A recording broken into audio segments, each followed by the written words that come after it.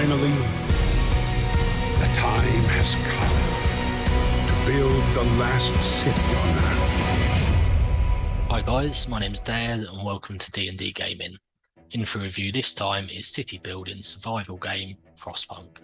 Frostpunk is developed and published by 11-bit Studios and was initially released in April 2018 for Windows PC. It was also later made available for PlayStation 4 and Xbox One in October 2019 and macOS in February 2021. In the game, players take on the role of a leader known simply as the Captain in an alternate year 1886 in which they must build and maintain a city following a worldwide volcanic disaster and ensuing post-apocalyptic winter. You must manage resources, make choices on how to survive, and explore the area outside your city for survivors, resources, or other useful items. The base game features several scenarios, each with their own story and varying challenges. Several paid DLC have also been released for the game, and a follow-up, Frostpunk 2, is also in development.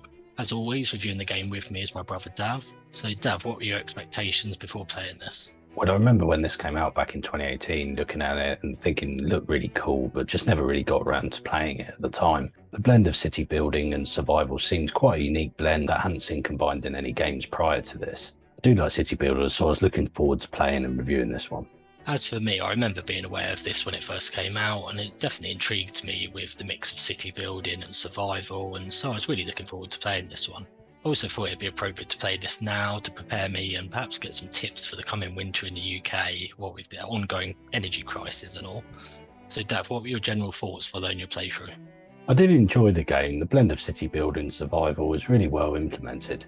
On the default difficulty setting, it's brutally hard though, and after failing once I did have to restart and reduce the difficulty down from the default. However, generally I did find I needed to be in the mood to play the game. It's not the most uplifting and I did find it a bit depressing at times. This is especially so at the beginning of the game when you're trying to get the city established. I also enjoyed this one despite the brutal difficulty and less than positive nature of the game. It took me a little while to get to grips with it, and I definitely had a few restarts after completely messing up early on, and like you did, I also had to knock the difficulty down a notch just to be able to get through my playthrough. When you first go into the game, there's a nice cinematic intro to set the scene, and then you're basically thrown into the action, although the text-based tutorial is there if you need it. I didn't mind this approach, and it kind of fits with the survival element of the game, but it might catch you off guard if you're not used to RTS and resource management type games. Certainly a game that has a reasonably steep learning curve as well, and you have to stick with it to get the most out of it and enjoy it in the long run. So in terms of graphic options, there's a nice range of graphic options for this one. Usual shadow, texture quality and anti-aliasing, but also snow quality and particle quality amongst others. There certainly seem to be more options than you get in most city building strategy type games. Yeah, there was a decent range of options for this style of game. Not a huge amount, but just enough to tweak it to your liking. So in terms of graphics and graphic performance, we'll put our PC specs up on screen as usual, but the game ran well on my PC with the graphic settings on very high, no noticeable issues at all, ran like shit off a shovel. The graphics themselves are really nice. The game is built in the Liquid engine, which is 11-bit Studios' internal game engine. I've not played any other games by the studio, so I'm not sure of how this performs in other games, but it looked really nice in this. Detail in the game was really impressive. When you send out your workers, they carve routes through the deep snow, and it's really well animated and looks really effective. The game also ran well for me with high FPS and no noticeable issues at all. Even as the city expands and there's a lot more on the screen, there was no noticeable impact on performance. Graphics themselves did look very nice and suited the mood of the game perfectly. The steampunk style was reflected well in the building designs and the technology tree. I also liked the almost hand-drawn looking intro cinematic, which was nice, and this was also shown in other parts of the game in certain sub-menus. So in terms of player controls, the controls, well, they're typical city building type game really. A mix of mouse and keyboard with SAD to move around and Q and E to pan and rotate a view. Nothing more to say really, very typical here, but it works. Yeah, nothing really to add there, mostly using the mouse on this one with a little bit of keyboard for controlling the camera. So in terms of story, the year is an alternative 1886 and the volcanoes Mount Krakatoa and Mount Tambora have both erupted with their noxious gases filling the atmosphere and blocking out light from the sun. Along with other unknown factors, this leads to a worldwide volcanic winter, crop failure and millions of deaths. British and Americans installed several generators in coal-rich areas designed to be city centres in the event of mass migration due to dropping temperatures from poorer coal resource areas. The game released with 3 scenarios that vary in storyline and background. 3 additional scenarios were released as DLCs, 1 was free and the other 2 were for season pass holders. So in terms of the game mechanics, as mentioned, you play as an unnamed and mostly unseen character simply referred to as the Captain. Starting out with a small group of survivors consisting of workers, engineers and children, you begin by collecting basic supplies to build your city. Central to the city and build area is the enormous generator. This requires coal to run, and so you initially need to set your people to collect coal to get the generator going, in turn keeping your people warm. Without coal to burn, the generator can shut down, people get ill and then can't work. There are initially no homes for your citizens, and so you rely on the warmth of the generator just to stay alive. Resource gathering is initially limited to sending your citizens pushing through chest-high snowdrifts to mine coal and break up old crates for wood and scrap piles for steel. You can then build a lab and staff it with engineers to begin researching new technology. Everything you build is based around the generator. The further away the building is, the colder the building will be, and this can affect workers' homes and workplaces, making people ill and sometimes shutting down the workplaces altogether. Upgrades by way of smaller generators and workplace heaters can be unlocked as the game progresses to assist with this.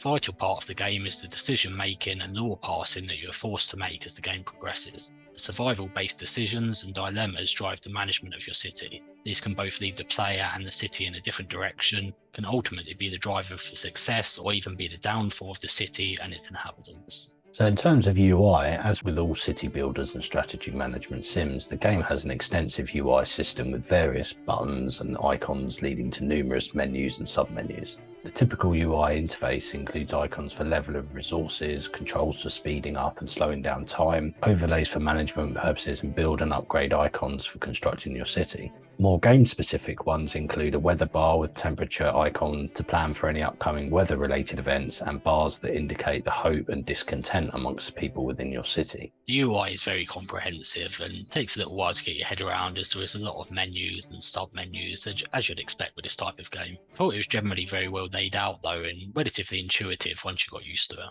So in terms of the sound and music, well, I thought the music fits the game perfectly, and it has a nice atmospheric soundtrack with it.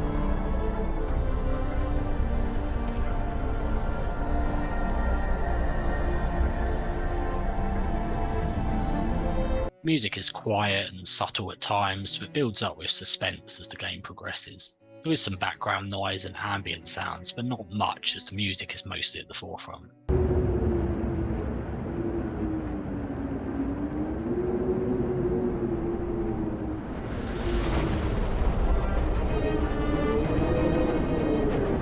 There's limited dialogue or voice acting, as it is mostly text-based, but the voice acting that is there was very good.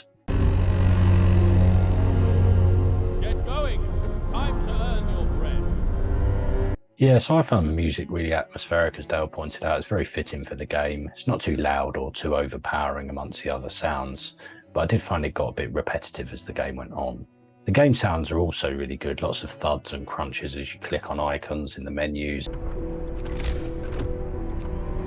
And general game sounds of people working and the generator running were all really good.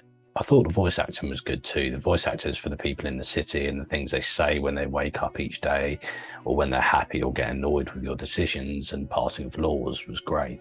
So in terms of bugs or glitches, I'm pleased to say there were no bugs or glitches for me, and it seemed to be a very well optimised game. Yeah, so it's the same for me, no bugs or glitches that I come across. So to sum up things I liked about the game is quite unique, or at least I'd not come across a survival city builder before, so it certainly felt that way. The law passing, governance and management of your people's expectations was well implemented, and it can really drive the game in different directions and in some cases towards failure. The attention to detail is awesome. The people cutting trenches through the deep snow as they go about their work made it really atmospheric. In terms of things I liked, well, I liked there were lots of options with the laws and also the technology upgrades, so there are different ways you can progress through, either being diplomatic with your citizens or being a ruthless dictator. It certainly creates moral dilemmas at times, and it's one of those games that the choices really do have an impact. The building system was nicely designed in that it will slightly adjust building sizes to make sure you're using every available inch with no gaps between buildings. This satisfied my need to have a nice and neatly laid out city, even if everything else was going to shit. Graphics were really nicely done, and it was just a very atmospheric game. So in terms of things I didn't like about the game, it's brutally difficult, so it can be frustrating, especially at the beginning, but still doesn't really let up very much as the game goes on. As we did, you may find yourself needing to lower the difficulty to get anywhere fast or avoid a number of restarts. Although very atmospheric and engaging in its story, it felt a bit depressing at times, as I pointed out earlier on. This combined with the difficulty meant that I could only play it in short bursts. So in terms of things I didn't like, I agree that it is incredibly harsh at times. One wrong decision can fuck up an entire game. This can be very frustrating when you've built up a nice city and it all goes tits up out of nowhere. One of my early playthroughs, I still have no idea where I went wrong and they just kicked me out before I had the chance to bring things around, which was entirely unexpected.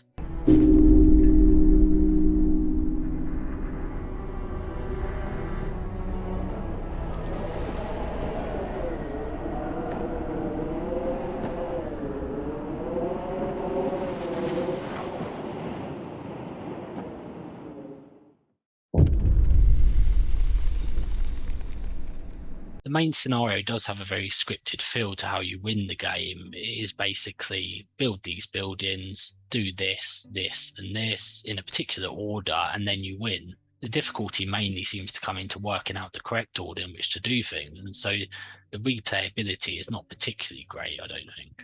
I don't really feel the immediate need to want to play through the main scenario again. It was quite a relief to get it finished actually, and it felt quite stressful to get through the final part of the scenario. So in terms of missed opportunities, did you find any in this now?